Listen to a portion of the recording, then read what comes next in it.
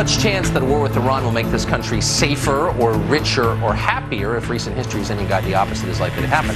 Does anyone think 19 years in Afghanistan has improved America? Look around, obviously it hasn't. Part of the problem is that tar pits like Afghanistan and Iraq and now Iran distract our leaders from the business they were hired to conduct, which of course is improving our lives. That's why we hired them. That's why you vote for them. Making Cleveland better is a lot harder, a lot less fun than lobbing cruise missiles into Syria, and yet it's incalculably more important. You need to make Cleveland better, but that doesn't even occur to them. For the next week, we'd like to remind Washington what their basic duty is. Their basic duty is to improve our lives. And that's why tonight we're beginning our series, American Dystopia. It's a close look at what is happening and what has happened under the leadership of Washington to America's greatest cities. Maybe its greatest city of all, San Francisco. It's hard to wreck a place as beautiful as San Francisco, but they have effectively done it. The reality of that city, we discovered when we spent time there, is even worse than you may have heard. Civilization itself is coming apart in San Francisco, right there in broad daylight, on the city's sidewalks, which are littered with junkies and feces and dirty needles.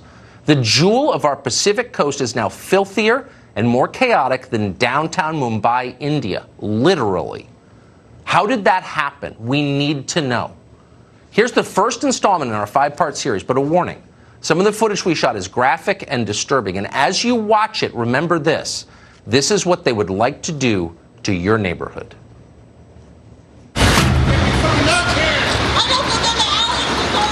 At this intersection, just 4 blocks from City Hall, drug addicts were frantically looking for a drug to reverse an opioid overdose. Down the street, paramedics were rushing to help a man who had just overdosed on the sidewalk. And to say this city is messed up is very messed up. Such scenes are becoming common in San Francisco, where the city's left-wing officials no longer enforce so-called quality-of-life crimes like public urination or defecation or even open-air drug use. What do they call it? San Fran Psycho? Tracy McCrae is a lieutenant in the San Francisco Police Department. If I went into a store and stole a PlayStation, what would happen? If it's under $950, you get a citation. If I smoked crack on the street, what would happen? Citation. If I exposed myself in a public park, what would happen? No, citation. If I camped on a sidewalk, what would happen? Warning, maybe a citation. If I broke somebody's car window, what would happen? Again, under $950, citation. If I stole somebody's wallet or purse, what would happen? No force or fear used, you just took it.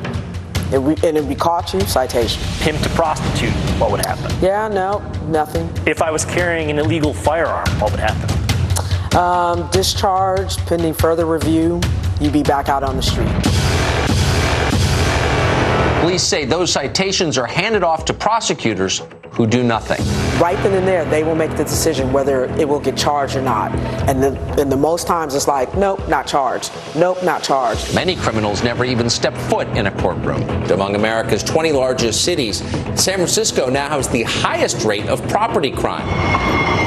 Violent crime on its mass transit system doubled from 2014 to 2018. Just ask anybody.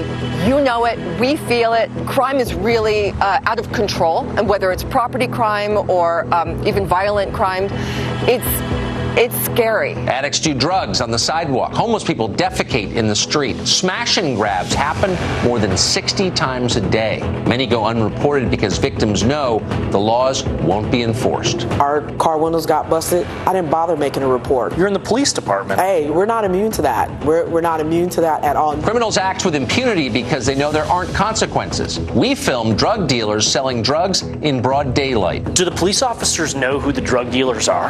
Yes, they do. We make these arrests to get a solid report. We hand it off. I could come back for my days off and they're back out on the street. San Francisco has definitely become more dirty, more dangerous. Yeah, film me, motherfucker. I'll kill you. Rather than confront the drug use like a normal city, San Francisco enables drug use by distributing roughly 400,000 free syringes every month. City leaders say that giving out syringes reduces the risk of disease. Of course, no one wants to have somebody get HIV or Hep C, but the unintended consequences is insanity. And even though city leaders bill the syringe program as an exchange, only 60% are ever returned, meaning they're giving needles to drug addicts. It's like a minefield because you never know what's coming around the corner. So we give as many needles as we possibly can. Well, they end up here. They end up here. It is dangerous, disgusting, and it's got to stop.